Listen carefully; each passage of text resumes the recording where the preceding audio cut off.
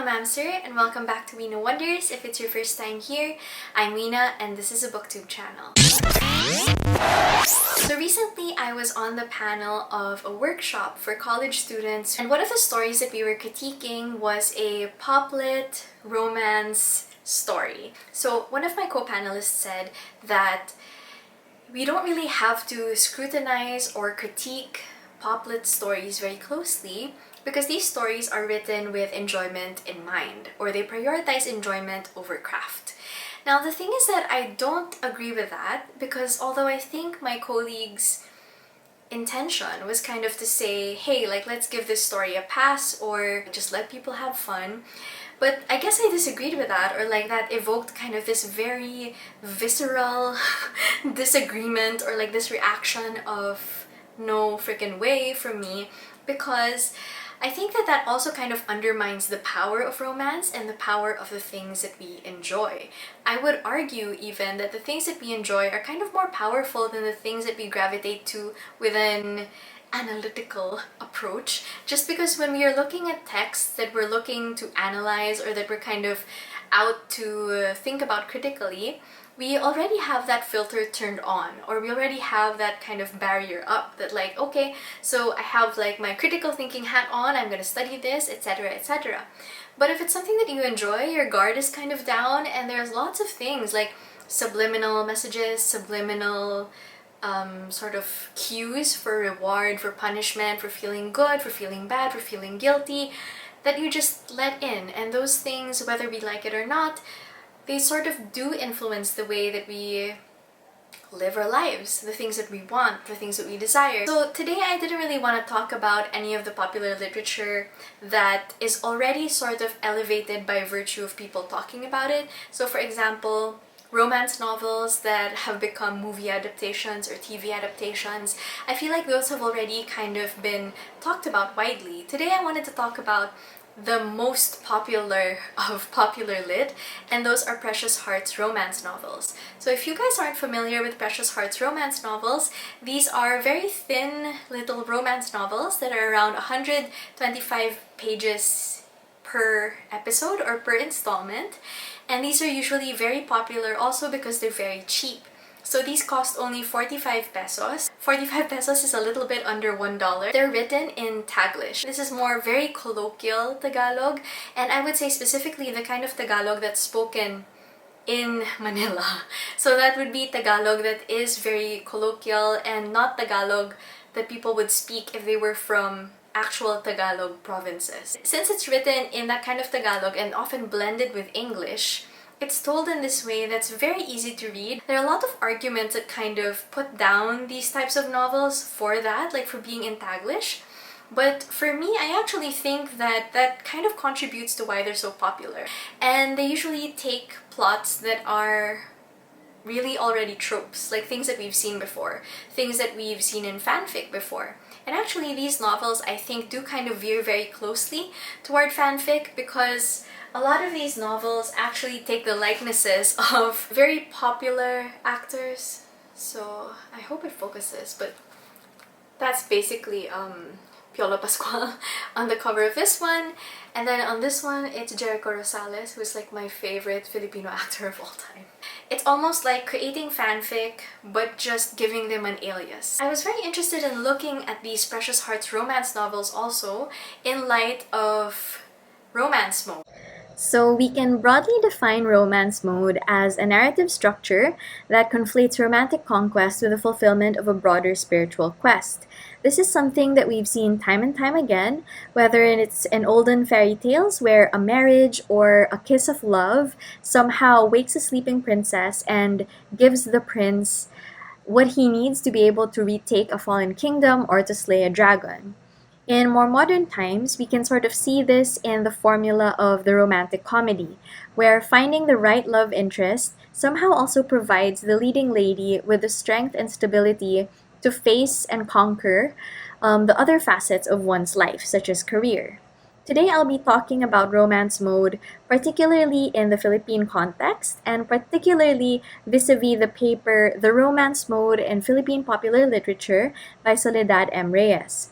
So through this paper, Soledad M. Reyes provides us with some insight as to why romance mode is so prevalent in Philippine popular literature, and basically why it's worth looking at and exploring as an art form. He talks about how literary criticism tends to favor realism, but that isn't necessarily the only merit of a work. In short, how realistic or how probable something is doesn't necessarily mean that that's all you have to look at to judge whether or not something has literary merit. Romance mode, although improbable and cheesy and yes, cliche, provides an escape from the difficulties of everyday life. And what we escape to, or what brings us comfort at the end of the day, is also reflective or indicative on a bigger scale of the different systemic problems that we suffer through as a society.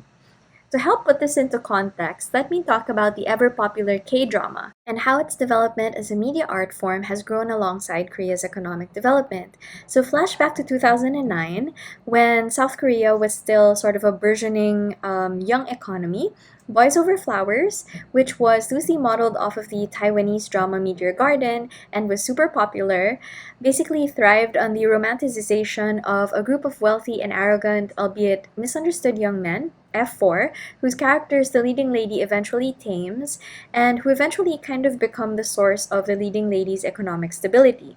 Her main plight is to bridge that gap and kind of prove herself an equal. This would hint at the primary concern of its main audience being, yes, romance, but also to obtain economic stability. Flash forward to 2020, when Korea has become very economically developed, we have dramas like Itaewon Class and Startup. So in Itaewon Class, we have Yi, who wants to find a way to prove that he's not just a bad boy from the wrong side of the tracks, but someone with dignity who can avenge his father's death and make his dreams come true. In Startup, we have Nam Do-san and Good Boy, two characters who are trying to find out what makes their lives meaningful and what it means to grow up vis-a-vis their careers.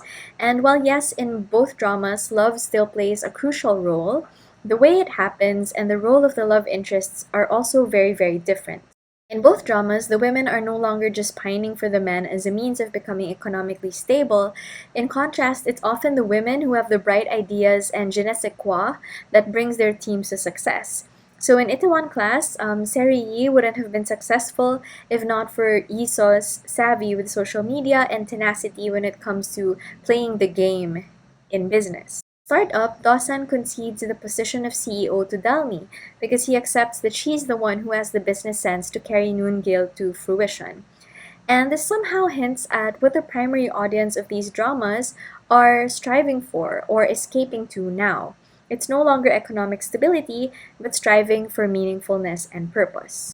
I find myself thinking, have these narratives kind of evolved as well? Have these narratives kind of contributed to the way that we grow as people here in the Philippines in this local literary setting? And is it possible also that these could be doing the opposite, where it's sort of keeping the narrative and the progression of Filipino people down because the things that we aspire to have been so influenced by these different narratives?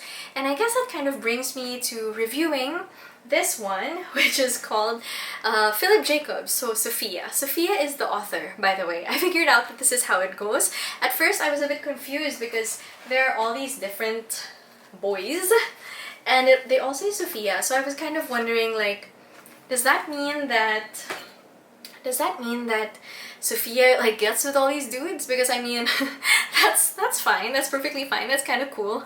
But no, Sophia is the author. So these are usually written under a pseudonym, and one of the good things about Precious Hearts romance novels is it actually gives people a way to earn income, because the publishers of this, so Precious Hearts Romance, they do pay their authors, and the authors write under a pseudonym, and anyone can write in and submit something. So it's kind of like the proto-Wattpad, I'd say. So this series is called the Stallion series, and it says batch 3 because there are a different set of boys per batch.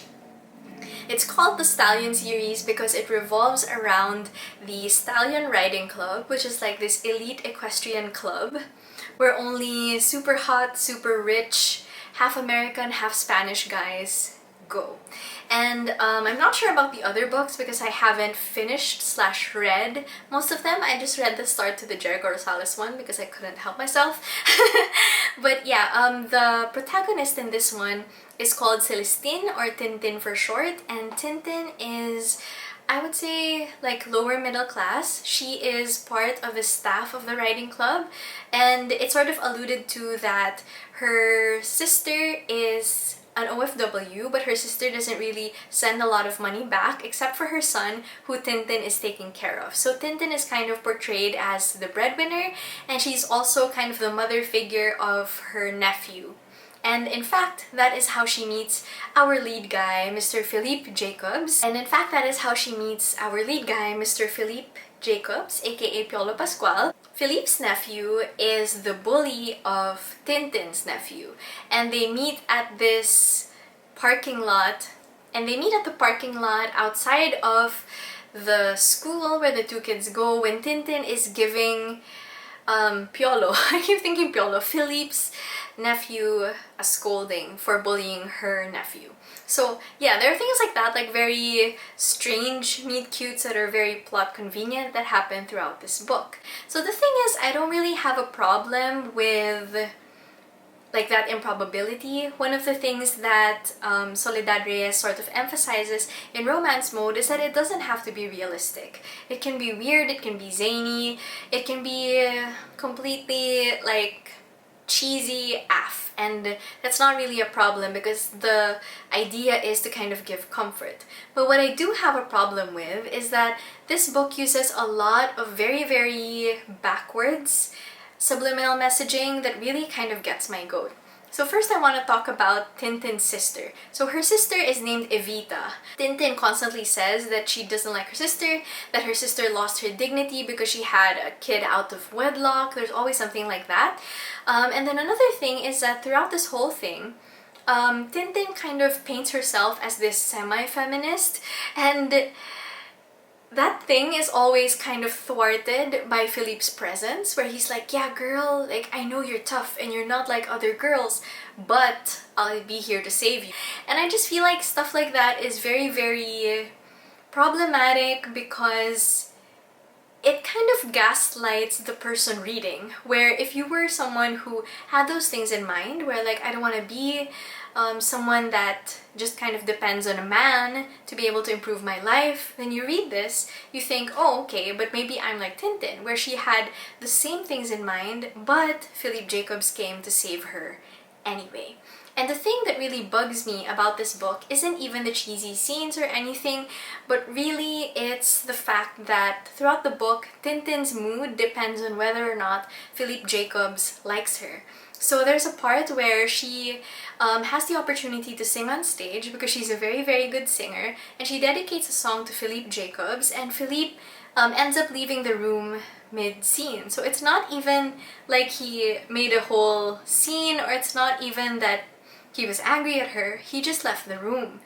And she got really upset about it, and she started loathing herself. And there was a part here where she goes on this like self-loathing rant about how maybe he never even liked her, maybe she wasn't, you know, actually good at singing, so much self-doubt, and all of that is hinged on Philippe.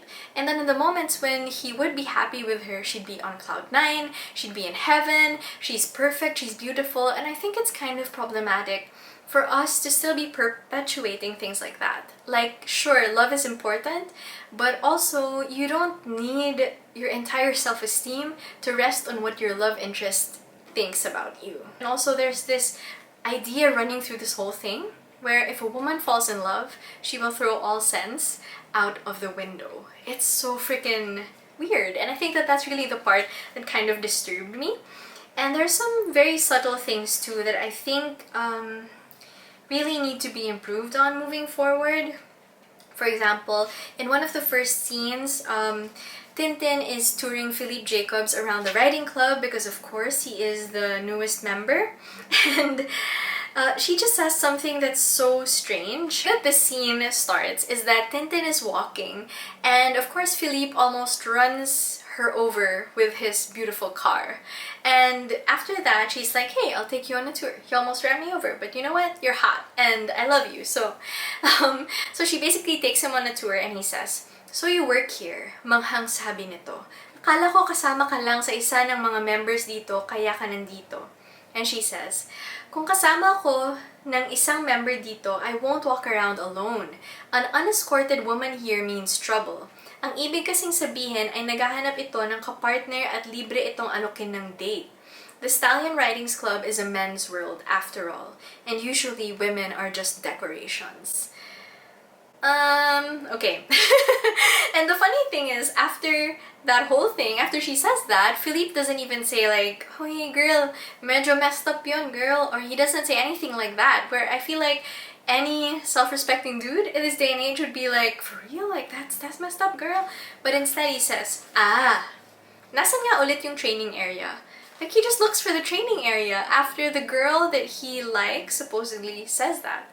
So there are some things like that that kind of just are weird to me. And there are also some things in this that are very still like colorist, which I think has always been a toxic Filipino thing, where somehow white is just more beautiful. And that's exactly what they say about Tintin, that she's beautiful because she looks Filipina, but she's maputi, or she is white or pale.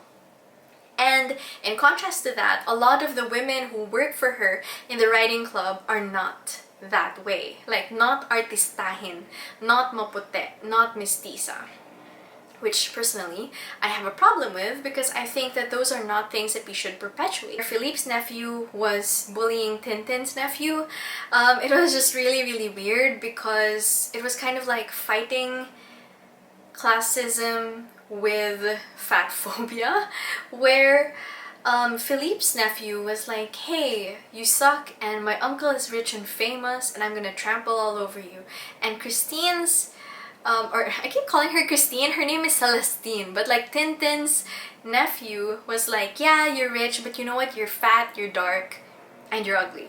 And at that point, I was just like, y'all, take these kids home because both of them are freaking wrong. Like, take them to the principal's office. And the thing is that Tintin actually condones this. And she says like, yeah, you're so fat, blah, blah, blah. And I bet that you're like related to Rene Requestas and Palito, who are these comedians who are not good looking in the traditional sense, or like the Western leaning sensibility of what good looking is. So for me, that was just so freaking problematic, and she only lets up when she finds out that his uncle is Philippe Jacobs. It's still very much dependent on these very backwards values, and I really hope that that's something we can improve moving forward. I think that the things we enjoy do define us, and if we associate this enjoyment with trains of thought like that, then what are we really teaching ourselves to enjoy? So I guess that kind of wraps it up for my Precious Hearts romance discussion / review of this particular book. I hope you guys enjoyed this discussion video. Please let me know if you've ever read any Precious Hearts romance novels before. What are some romance novels that you would recommend? What are certain thoughts that you have maybe around criticizing or evaluating popular literature, YA literature, etc. Let me know in the comments below, and I'll see you guys next time. Bye!